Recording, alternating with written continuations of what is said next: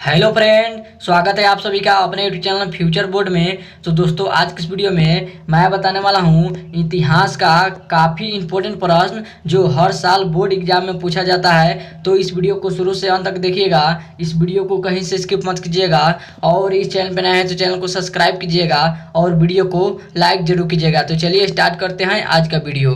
तो दोस्तों, यहाँ पे आपका पहला नंबर प्रश्न है, कबीर शिष्य से थे। तो बताइए कमेंट करके इसका आंसर क्या होगा।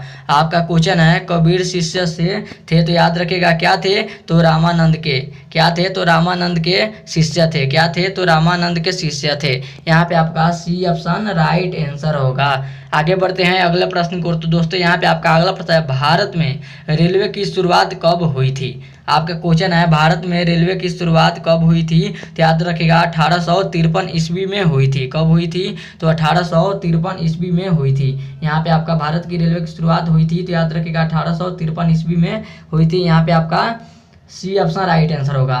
चलिए अगले प्रश्न को चलते हैं। तो दोस्तों, यहाँ पे आपका अगला प्रश्न है, महात्मा गांधी की आत्मकथा किस भाषा में है। आपका क्वेश्चन है महात्मा गांधी की आत्मकथा किस भाषा में है। तो याद रखिएगा गुजराती भाषा में है। किस भाषा में है तो गुजराती भाषा में है। यहाँ पे आपका बी ऑप्शन राइट आंसर होगा। चलिए अगले प्रश्न को चलते हैं। तो दोस्तों, यहाँ पे आपका अगला प्रश्न है, बंगाल के विभाजन की घोषणा किस वर्ष हुई।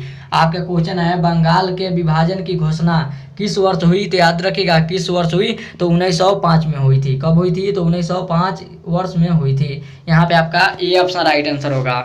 चलिए अगले प्रश्न को चलते हैं। तो दोस्तों, यहाँ पे आपका अगला प्रश्न है, भारतीय राष्ट्रीय कांग्रेस के संस्थापक कौन थे। आपका क्वेश्चन है भारतीय राष्ट्रीय कांग्रेस के संस्थापक कौन थे। तो याद रखिएगा ए.ओ. ह्यूम थे। कौन थे तो ए.ओ. ह्यूम थे। यहाँ पे आपका ए ऑप्शन राइट आंसर होगा। चलिए अगला प्रश्न को चलते हैं। तो दोस्तों, यहाँ पे आपका अगला प्रश्न है, भारत किस वर्ष गणतंत्र हुआ।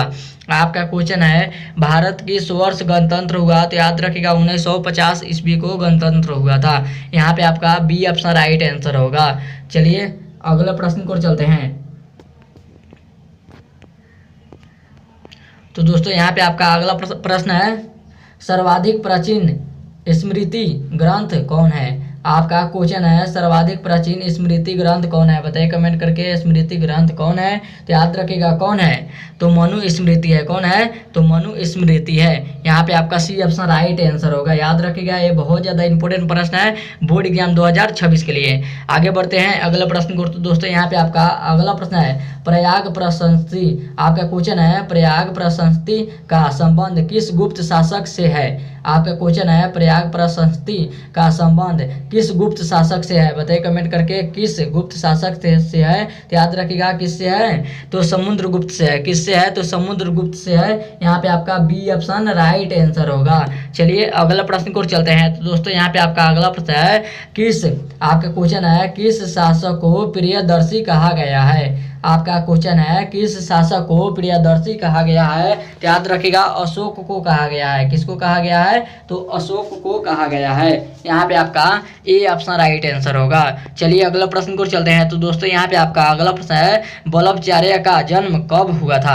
आपका क्वेश्चन है वल्लभाचार्य का जन्म कब हुआ था। तो याद रखिएगा कब हुआ था, जन्म कहाँ हुआ था, कब नहीं हुआ था, जन्म कहाँ हुआ था। तो याद रखिएगा श्रीरंगपट्टनम में हुआ था। कब हुआ था तो श्रीरंगपट्टनम में हुआ था। कब हुआ था तो श्रीरंगपट्टनम में हुआ था। यहाँ पे आपका डी ऑप्शन राइट आंसर होगा। चलिए अगला प्रश्न को चलते हैं। तो दोस्तों, यहाँ पे आपका अगला प्रश्न है, निजामुद्दीन। आपका क्वेश्चन है निजामुद्दीन औलिया की दरगाह कहाँ है। आपका क्वेश्चन है निजामुद्दीन औलिया की दरगाह कहाँ है। बताइए कमेंट करके कहाँ पे है। तो याद रखिएगा दिल्ली में है। कहाँ पे है तो दिल्ली में है।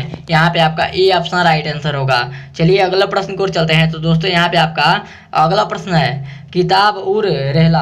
आपका क्वेश्चन है किताब उर रहला में किसका यात्रा वृत्तांत मिलता है। बताइए कमेंट करके किताब उर रहला में किसका यात्रा वृत्तांत मिलता है। बताइए कमेंट करके किसका वृत्तांत मिलता है। तो याद रखिएगा किसका मिलता है तो इब्न बतूता का मिलता है। किसका मिलता है तो इन बतूता का मिलता है।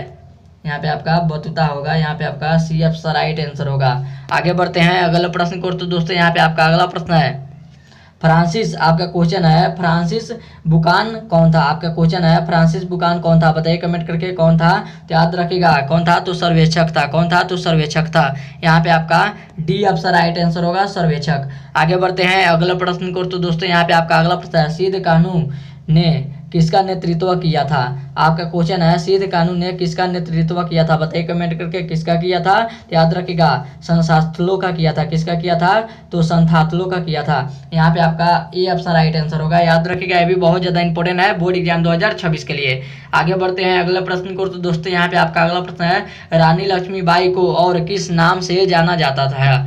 आपका क्वेश्चन है, रानी लक्ष्मीबाई को और किस नाम से जाना जाता था? बताइए कमेंट करके, और किस नाम से जाना जाता था, तो याद रखिएगा इनमें से सभी के नाम से जाना जाता था। यहाँ पे आपका डी ऑप्शन राइट आंसर होगा। चलिए अगला प्रश्न को चलते हैं। तो दोस्तों यहाँ पे आपका अगला प्रश्न है, यहाँ पे आपका अगला प्रश्न है, व्यापगत के सिद्धांत का संबंध किससे है? आपका क्वेश्चन है व्यापगत, यहाँ पे आपका क्वेश्चन है व्यापगत के सिद्धांत का संबंध किससे है? तो याद रखिएगा किससे है, तो डलहौजी से है। किससे है? तो डलहौजी से है। यहाँ पे आपका बी ऑप्शन राइट आंसर होगा। चलिए अगला प्रश्न को चलते हैं। तो दोस्तों यहाँ पे आपका अगला प्रश्न है, जजिया किससे मिला? आपका क्वेश्चन है, जजिया किससे लिया जाता था? आपका क्वेश्चन है, जजिया किससे लिया जाता था? तो याद रखिएगा किससे लिया जाता था, तो जिमियो से लिया जाता था। किससे लिया जाता था? तो जिमियो से लिया जाता था। यहाँ पे आपका डी ऑप्शन राइट आंसर होगा। आगे बढ़ते हैं अगला प्रश्न को। तो दोस्तों यहाँ पे आपका अगला प्रश्न है, दिल्ली किस नदी के किनारे स्थित है? आपका क्वेश्चन है, दिल्ली किस नदी के किनारे स्थित है? तो याद रखिएगा यमुना नदी के किनारे स्थित है। यहाँ पे आपका बी ऑप्शन राइट आंसर होगा। चलिए अगले प्रश्न को चलते हैं। तो दोस्तों यहाँ पे आपका अगला प्रश्न है, मेगास्थनीज भारत में किसके दरबार में आया था? आपका क्वेश्चन है, मेगास्थनीज भारत में किसके दरबार में आया था? बताइए कमेंट करके किसके दरबार में आया था, तो याद रखिएगा चंद्रगुप्त मौर्य के दरबार में आया था। किसके दरबार में आया था? तो चंद्रगुप्त मौर्य के दरबार में आया था। यहाँ पे आपका ये ऑप्शन राइट आंसर होगा। आगे बढ़ते हैं अगला प्रश्न को। तो दोस्तों यहाँ पे आपका अगला प्रश्न है, महाभाष्य के लेखक कौन है? आपका क्वेश्चन है, महाभाष्य के लेखक कौन है? तो याद रखिएगा पतंजलि है। कौन है? तो पतंजलि। यहाँ पे आपका डी ऑप्शन राइट आंसर होगा। और ये था आपका वीडियो का लास्ट क्वेश्चन। उम्मीद करते हैं वीडियो आप सभी को बहुत ही अच्छा लगा होगा। तो इस वीडियो में जाते जाते इस वीडियो को जरूर एक लाइक कर दीजिएगा, और चैनल पर नए तो चैनल को सब्सक्राइब जरूर कीजिएगा। तब तक मिलते हैं अगले वीडियो में, तब तक bye bye, thank you for watching. मिलते हैं अगले वीडियो में।